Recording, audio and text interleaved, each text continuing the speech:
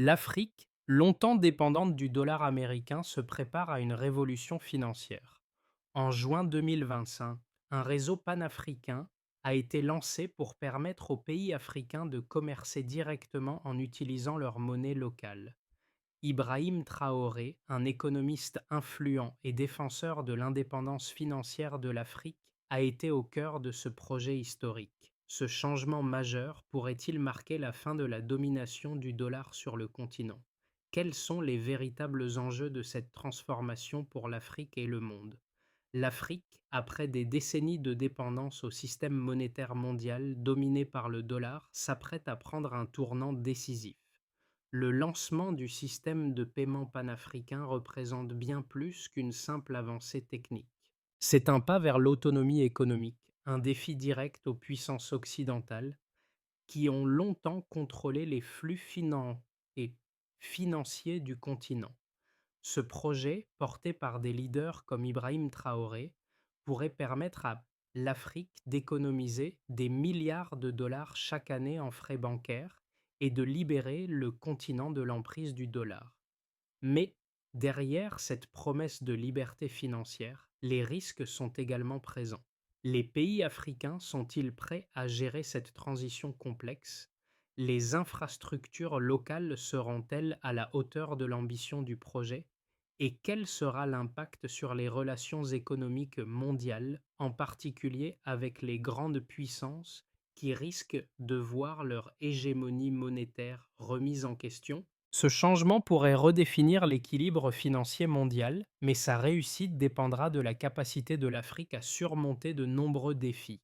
Le système de paiement panafricain a été conçu pour résoudre un problème majeur: les frais bancaires élevés et les délais considérables liés aux transactions commerciales entre les pays africains. Avant 2025, chaque transfert d'argent à l'intérieur du continent passait par des banques américaines ou européennes, ce qui entraînait des coûts importants et des retards de plusieurs jours. Ce système imposait à l'Afrique de dépendre des grandes puissances économiques pour des opérations financières de base. Mais en juin 2025, un consortium de 19 pays africains a décidé de reprendre le contrôle de leurs échanges monétaires en lançant une plateforme numérique reliant directement leurs banques centrales. Grâce à ce réseau, les transactions peuvent désormais être effectuées sans passer par les banques internationales, en utilisant les monnaies locales des pays impliqués. Cette initiative a le potentiel de réduire les coûts des transactions de 30% en moyenne et de permettre aux entreprises africaines d'effectuer des paiements en quelques heures au lieu de plusieurs jours. Mais l'impact ne se limite pas à l'efficacité économique. Il s'agit d'une remise en question fondamentale du système financier mondial. La domination du dollar, longtemps perçue comme une norme imposée, pourrait être sur le point de se terminer. Toutefois, cette transformation n'est pas sans risque. La mise en place d'une telle infrastructure nécessite des investissements massifs dans les systèmes de sécurité numérique, ainsi qu'une coordination étroite entre les différents pays et institutions financières. Ibrahim Traoré, l'un des architectes de cette révolution, a souvent souligné que l'Afrique doit sortir de l'ombre des grandes puissances et se doter d'un système financier plus autonome, capable de résister aux crises économiques mondiales. En réduisant sa dépendance vis-à-vis des banques occidentales, l'Afrique pourrait se réinventer comme un acteur financier majeur sur la scène internationale. L'initiative du système de paiement panafricain n'aurait pas vu le jour sans la vision d'un homme, Ibrahim Traoré. Cet économiste et défenseur de l'indépendance financière de l'Afrique a été l'une des forces motrices derrière cette révolution. Conscient des limites imposées par les systèmes monétaires mondiaux dominés par les puissances étrangères, Traoré a plaidé pour une autonomie économique qui permettrait à l'Afrique de gérer ses propres flux financiers. Sa vision est claire. L'Afrique doit cesser de dépendre du dollar et prendre en main ses transactions commerciales internes, réduisant ainsi les frais et améliorant la fluidité des échanges. Cette initiative n'a pas seulement un impact économique, mais aussi géopolitique. Le lancement du système de paiement représente un défi direct aux institutions financières mondiales, principalement américaines et européennes. D'un point de vue économique, la mise en place de ce système a déjà produit des résultats de positifs. Les transactions transfrontalières entre pays africains sont désormais plus rapides et moins coûteuses, avec des paiements traités en quelques heures au lieu de plusieurs jours. Cette efficacité accrue a permis de renforcer les chaînes d'approvisionnement internes et d'offrir de nouvelles opportunités aux entreprises locales. Les petites et moyennes entreprises PME, qui étaient auparavant freinées par des frais bancaires trop élevés, peuvent désormais participer plus facilement au commerce international, créant ainsi un nouvel élan pour l'entrepreneuriat en Afrique. En outre, la réduction des coûts pour les entreprises africaines offre également un regain d'intérêt pour les investisseurs internationaux. Cependant, ce n'est que le début. Le véritable défi réside dans l'extension du système à l'ensemble du continent, une tâche qui nécessitera des investissements supplémentaires dans les infrastructures numériques et la cybersécurité, des domaines où certains pays africains sont encore en retard. Le lancement du système de paiement panafricain en juin 2025 marque un tournant dans l'histoire économique de l'Afrique. Ce moment symbolise une rupture avec des décennies de dépendance financière vis-à-vis des puissances occidentales. Le processus de création de ce système a commencé bien avant cette date, lorsqu'un groupe de 19 pays africains a décidé d'unir leurs forces pour rompre avec le modèle traditionnel de transaction bancaire dominé par le dollar. Le projet a émergé dans un contexte où l'Afrique était confrontée à des coûts de transaction de plus en plus élevés et à des délais de traitement interminables. Le commerce intra-africain était pénalisé par l'obligation de passer par des banques américaines ou européennes avec des frais bancaires pouvant atteindre 20% du montant total de la transaction. Ce système, en plus de ralentir les échanges commerciaux, a également renforcé la dépendance économique de l'Afrique vis-à-vis des puissances extérieures. Mais en juin 2025, ce modèle a été défié avec le lancement officiel du réseau panafricain. Ce système repose sur une plateforme numérique qui connecte les banques centrales de ces 19 pays, permettant aux transactions de s'effectuer directement entre les pays en utilisant leur monnaie locale. Cette innovation a immédiatement montré des résultats concrets. Le temps de traitement des paiements a été réduit de plusieurs jours à quelques heures, tandis que les frais bancaires ont chuté de manière significative, atteignant des réductions allant de 20 à 30%. Les entreprises africaines, en particulier les petites et moyennes entreprises PME, bénéficient désormais de cette nouvelle infrastructure, ce qui leur permet de commercer à l'échelle mondiale sans les barrières financières classiques. Une entreprise du Nigeria, par exemple, peut maintenant recevoir des paiements du Kenya en moins de 6 heures, une avancée majeure pour l'efficacité des transactions transfrontalières. Au-delà des avantages immédiats, ce système marque également un changement géopolitique majeur. L'Afrique, par le biais de ce système de paiement, commence à s'affirmer comme un acteur économique indépendant. Cette évolution a des implications profondes, non seulement pour les pays africains impliqués, mais aussi pour les relations économiques mondiales. Les États-Unis et l'Union européenne, qui ont longtemps exercé une influence monétaire sur le continent, observent ce changement avec une certaine inquiétude. Le système de paiement panafricain représente une véritable menace pour la domination du dollar américain dans les transactions mondiales. En outre, cette initiative a ouvert la voie à une intégration régionale accrue, permettant une plus grande coopération économique entre les pays africains. Les gouvernements africains ont déjà commencé à discuter de l'extension du système à d'autres pays du continent, renforçant ainsi la souveraineté financière de l'Afrique. Cependant, ce projet n'est pas sans défi. Les infrastructures numériques et les capacités en cybersécurité dans certains pays africains restent fragiles, ce qui pourrait ralentir l'adoption du système dans certaines régions.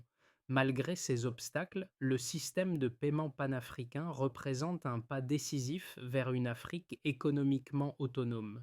Ce modèle pourrait bien inspirer d'autres régions du monde en quête de solutions pour se libérer de la domination des grandes puissances économiques. Depuis le lancement du système de paiement panafricain en juin 2025, les résultats mesurables ne cessent de s'accumuler, démontrant l'impact positif de cette initiative révolutionnaire.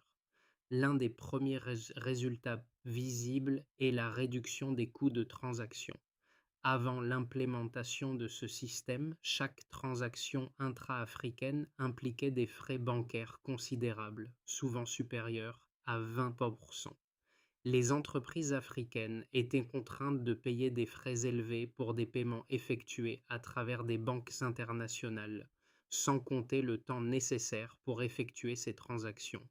Cependant, avec la mise en place du réseau panafricain, les frais de transaction ont chuté de 30% en moyenne selon des données récentes. Par exemple, une entreprise de Côte d'Ivoire effectuant des paiements vers le Nigeria, qui auparavant devait payer des frais de 25% en raison des intermédiaires bancaires étrangers, paie désormais seulement 3 à 5% de frais pour une transaction qui est traitée en quelques heures.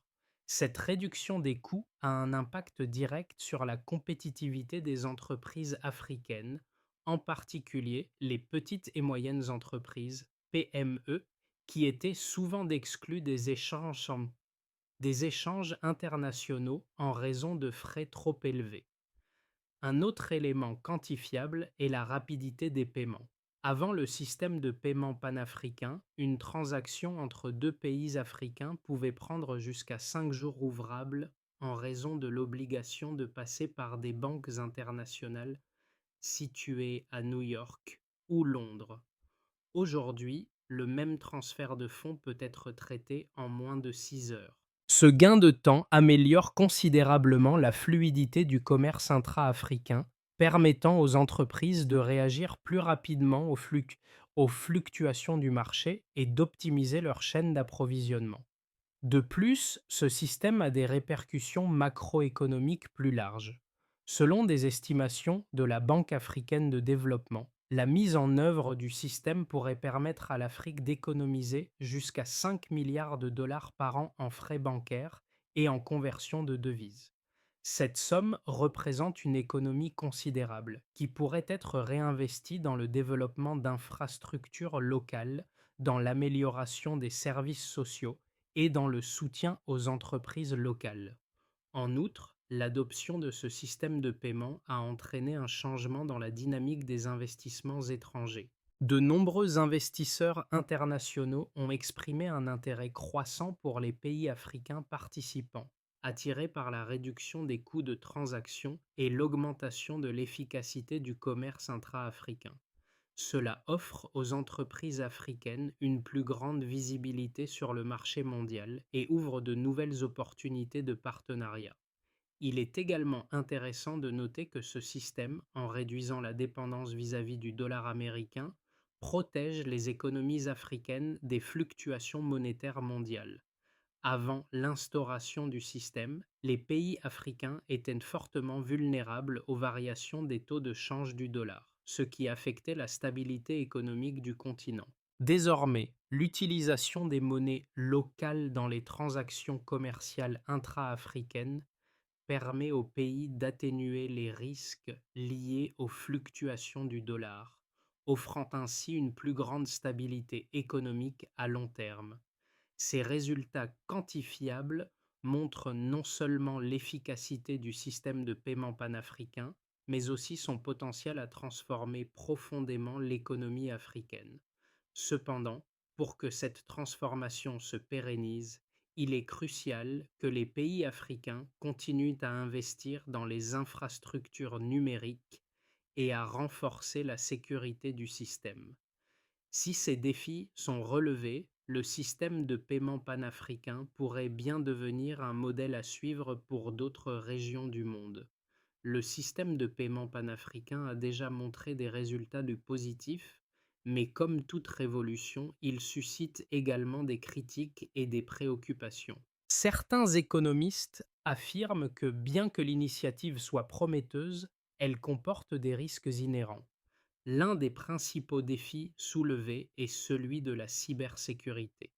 Le système repose sur une infrastructure numérique complexe reliant les banques centrales de 19 pays africains, ce qui expose le réseau à des cyberattaques potentielles. Dans des régions où les infrastructures numériques sont encore fragiles, la sécurité du système peut devenir une question cruciale. De plus, les pays africains doivent être prêts à investir massivement dans la protection des données et la cybersécurité pour éviter toute vulnérabilité. Un autre point de critique concerne la diversité des économies africaines.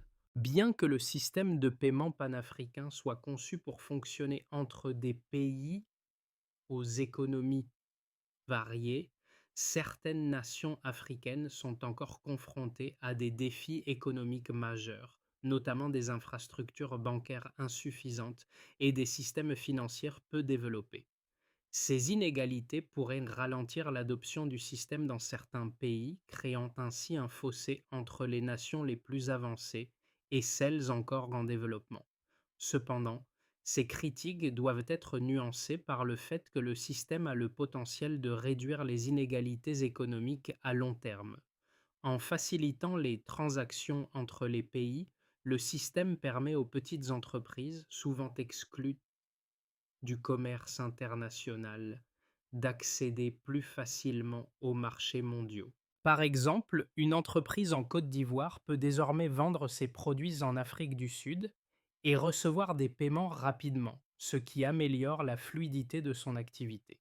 De plus, l'infrastructure numérique mise en place pour soutenir le système de paiement panafricain peut également servir de base pour d'autres domaines du développement économique, tels que l'amélioration des services financiers et la réduction de la pauvreté.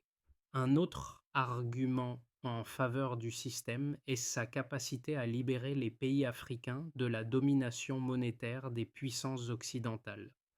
Le dollar américain a longtemps été la monnaie dominante dans les transactions internationales. Mais avec le système panafricain, les pays africains peuvent donc désormais effectuer des paiements entre eux sans passer par le dollar, ce qui réduit leur vulnérabilité aux fluctuations des taux de change mondiaux. En éliminant les intermédiaires étrangers, l'Afrique prend également le contrôle de ses flux financiers, renforçant ainsi sa souveraineté économique. Les critiques de l'initiative ne devraient pas masquer l'ampleur de la révolution qu'elle représente. En offrant une alternative viable au système de paiement traditionnel, le système panafricain ouvre la voie à un avenir où l'Afrique pourrait se réinventer en tant que leader économique global, moins dépendant des puissances étrangères et mieux intégré sur la scène économique mondiale. À mi-chemin du parcours de mise en œuvre, les premiers résultats du système de paiement panafricain sont déjà visibles, mais la véritable transformation économique reste à venir. En moins d'un an, les économies réalisées grâce à la réduction des frais bancaires et à l'accélération des transactions sont impressionnantes. Les entreprises, en particulier les petites et moyennes entreprises, PME, bénéficient désormais de paiements plus rapides, ce qui améliore leur liquidité et leur compétitivité. Par exemple, une PME en Afrique de l'Ouest peut désormais recevoir un paiement d'une entreprise en Afrique de l'Est en quelques heures, plutôt qu'en plusieurs jours comme auparavant. Mais au-delà de ces gains immédiats, la véritable question est de savoir si le système pourra s'étendre et se consolider à travers l'ensemble du continent. Des défis de taille, notamment liés aux infrastructures numériques et à la cybersécurité, devront être relevés. Les investissements dans ces domaines seront cruciaux pour assurer la pérennité du projet. Cependant, la question qui se pose désormais est: Ce système peut-il devenir un modèle pour d'autres régions du monde? Si l'Afrique réussit à surmonter ces obstacles, elle pourrait bien redéfinir son rôle dans l'économie mondiale. Le système de paiement panafricain ne se contente pas d'améliorer l'efficacité des transactions intra-africaines, il a des répercussions profondes et concrètes sur plusieurs secteurs du continent.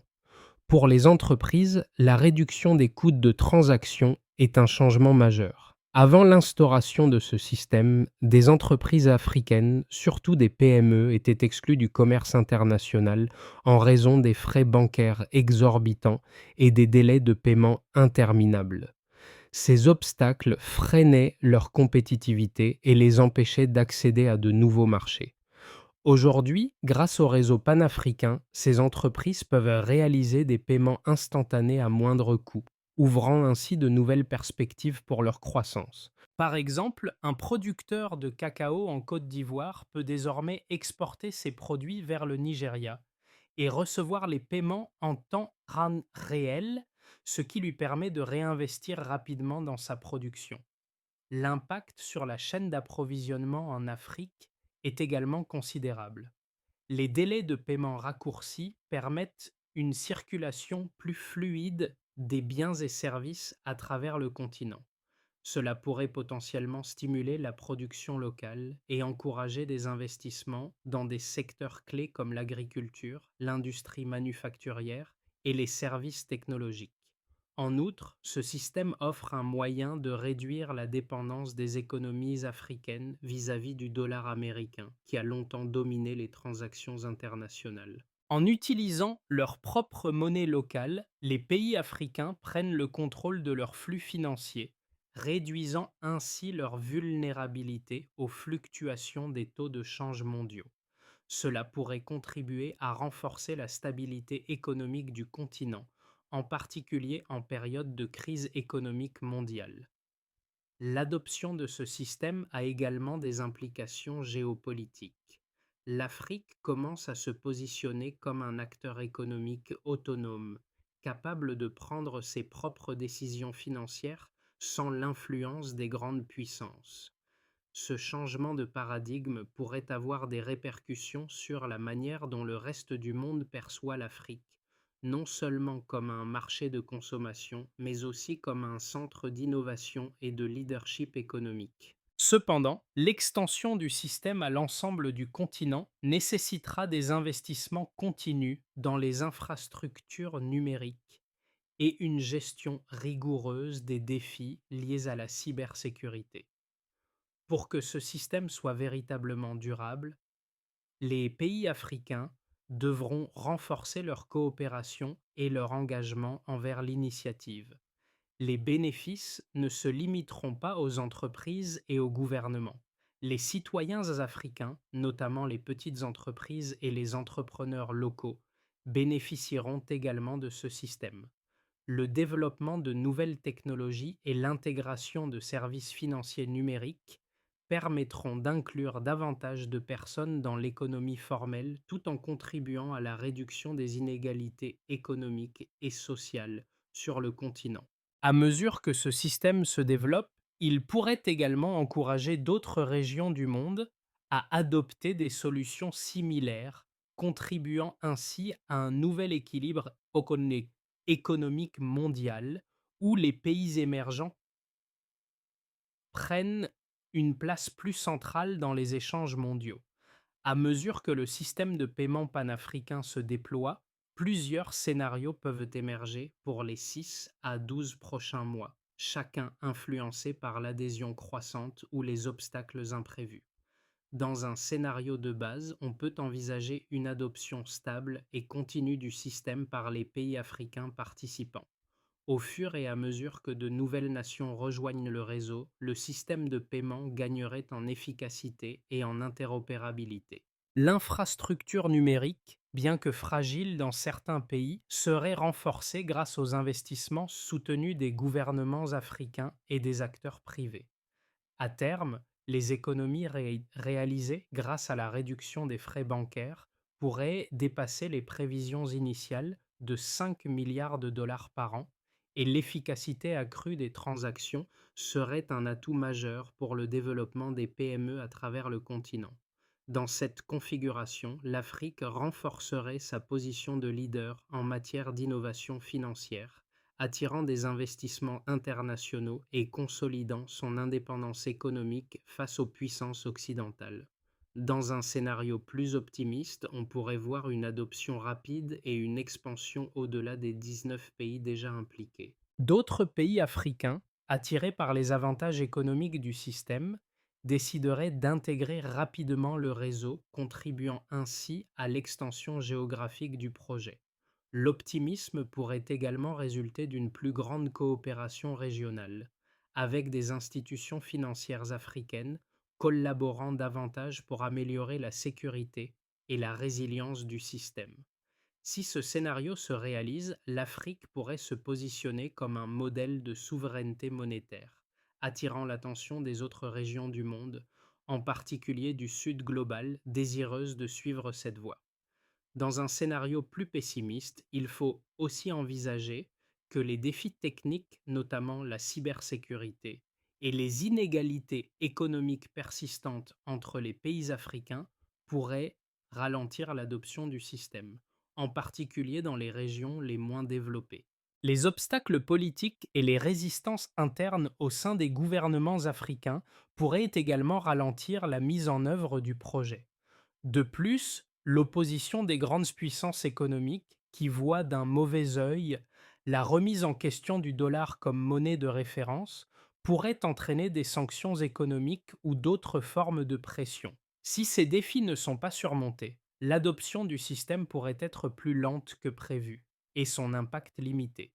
Dans tous les cas, les mois à venir seront cruciaux pour déterminer si le système de paiement panafricain pourra s'étendre au reste du continent et dépasser les obstacles qui se dressent devant lui. Que le scénario de base, optimiste ou pessimiste, se réalise, ce projet aura des répercussions profondes sur l'avenir économique de l'Afrique et son succès ou son échec marquera un tournant pour les relations économiques mondiales. L'impact du système de paiement panafricain ne se limite pas aux entreprises ou aux gouvernements, il touche également chaque citoyen africain. En facilitant les transactions entre les pays africains, ce système ouvre la voie à de nouvelles opportunités économiques pour les petites entreprises, les entrepreneurs et même les consommateurs. Prenons l'exemple d'un artisan en Afrique de l'Ouest qui, grâce à la réduction des frais bancaires, peut désormais vendre ses produits en Afrique de l'Est sans que ses profits ne soient rognés par des frais de transaction exorbitants. Cet artisan peut désormais échanger avec d'autres commerçants du continent, élargissant ainsi son marché et stimulant la croissance de son entreprise.